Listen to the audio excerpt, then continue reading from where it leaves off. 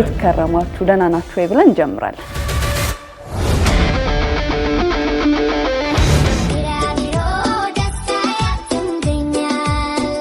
ቢራቢሮ ልክ እንደ ሰው ልጅ የራሳቸው ደረጃዎች አሉ።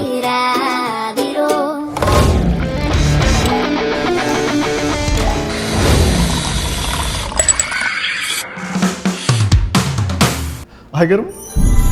ተዋናይት ፍሬት ባህሩን ካጣናት ቀናት ተቆጠሩ።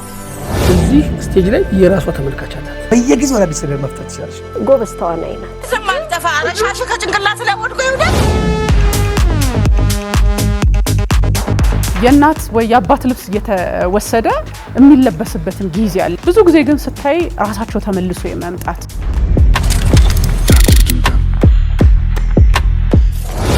ሰው በብዙ ነገር ይነቃቃል። ቃላት ደግሞ ኃይል አላቸው። አነቃቂ ንግግሮች ደግሞ ሲደጋገሙ ሱስ ይሆናል። ዛሬ ስለሱ እናነሳለን።